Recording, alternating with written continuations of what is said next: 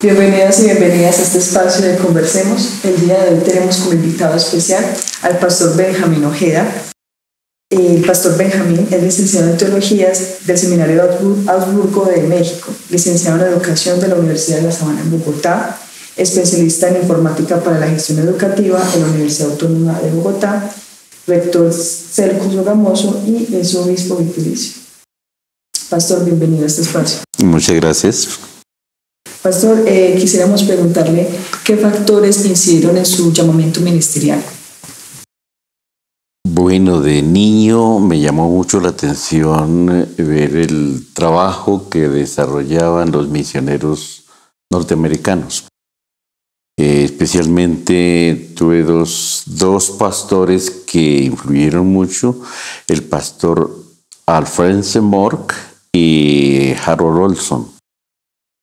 Me gustaba mucho la predicación de ellos, la vida que ellos llevaban. Entonces a mí me impactó mucho y pues ellos me ayudaron para estudiar en el seminario de la Iglesia Evangélica Luterana en Bogotá.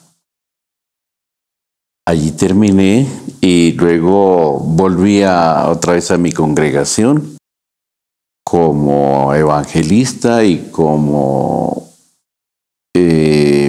profesor de la misma escuela de donde salí. Entonces fue un momento de poder en algo retribuir todo lo que la congregación había hecho por mí.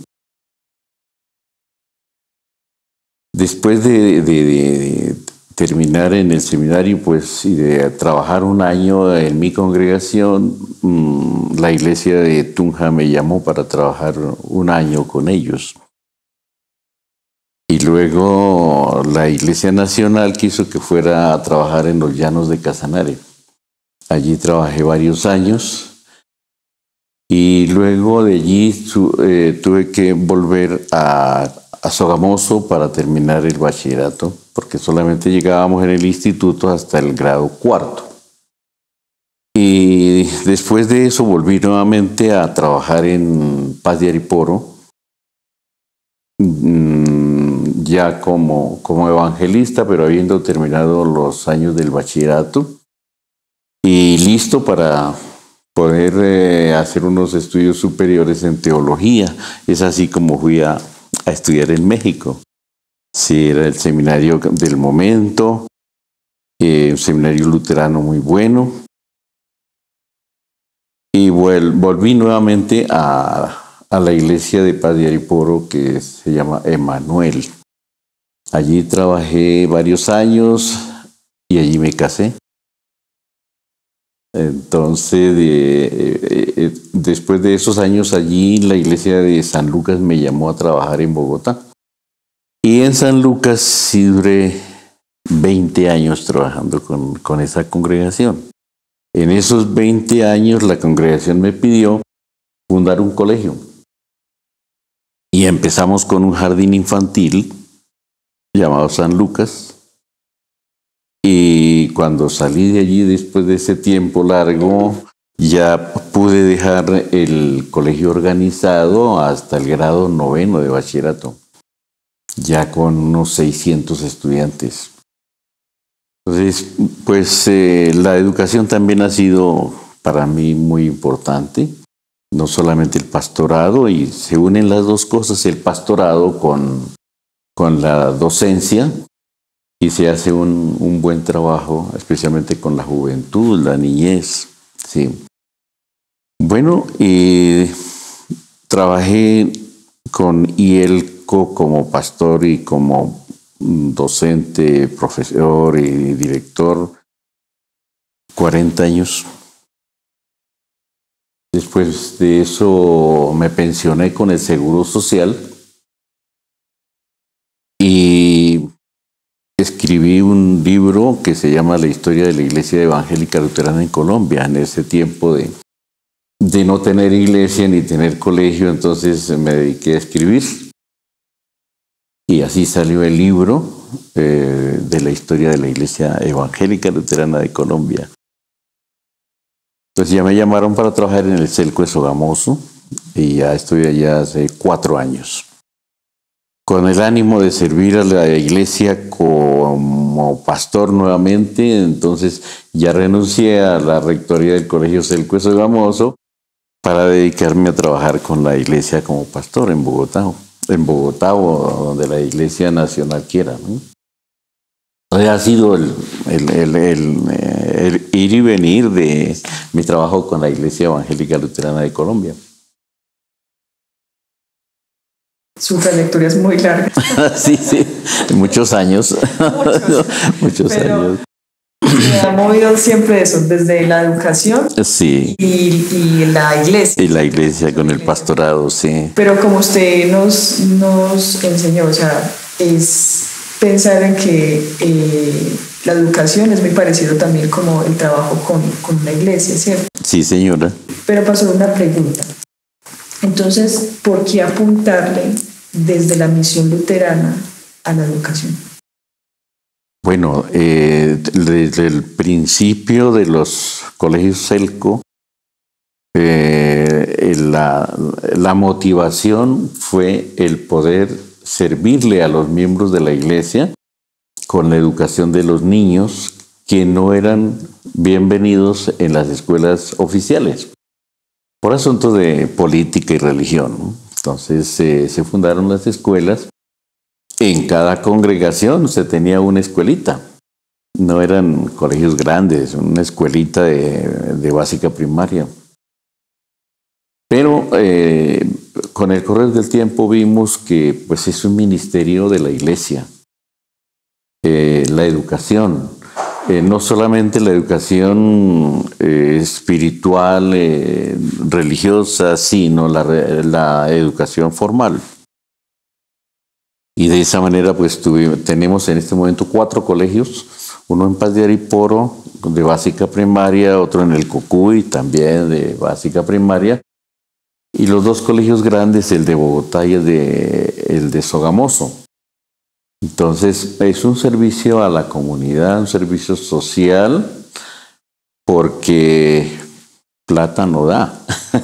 Escasamente hace uno malabares para que pueda uno cubrir los gastos administrativos de los colegios, ¿no? Pero lo importante es el servicio social que se presta, ¿no? Pastor, entonces, digamos, ¿cómo se desarrolla ese ministerio pastoral que usted ha tenido todo este tiempo, ¿cierto? Desde la dirección general de una institución educativa. Si uno es pastor y está trabajando con la educación, pues tiene el privilegio de compartir, no de llegar a todos los días a darle sermones a la gente, pero compartir su vida con ellos, ¿no? En la vivencia del Evangelio, eso es lo que impacta más en la vida de la comunidad que circunda el colegio, ¿no? El buen testimonio que se brinda, el buen trato a la comunidad educativa, entonces todos van a estar muy contentos, ¿no?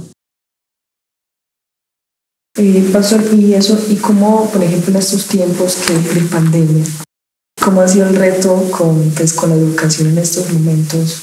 ¿Cómo han hecho porque como usted lo dijo, es un servicio social, pero entonces cómo se ha manejado en estos tiempos? ¿Cuáles han sido esos retos? Bueno, pues nosotros teníamos una escuela bien formada de sistemas para el bachillerato y otra para primaria y preescolar. Entonces, pues estábamos dotados de computadores en las 2 salas y los chicos estaban pues aprendiendo mucho sobre sistemas, porque los niños y los jóvenes son muy inquietos en este aspecto. Además, tenemos un convenio con el SENA, en el sentido de que ellos nos ayudan a capacitar a los bachilleres, especialmente con los bachilleres de 10º y 11, para que salgan con un título que les ayude a los que no pueden entrar a la universidad, pueden conseguir un trabajo. Entonces ellos salen como técnicos en sistemas. Para este último tiempo, estos 2 últimos años, hemos cambiado un poco el énfasis y va a ser programación de software. Entonces van a estar bien interesados los estudiantes en esa parte, ¿no? Bueno, nosotros empezamos tan pronto, dijo el gobierno nacional, que no más clases presenciales. Iniciamos con la virtualidad y nos ha ido muy bien.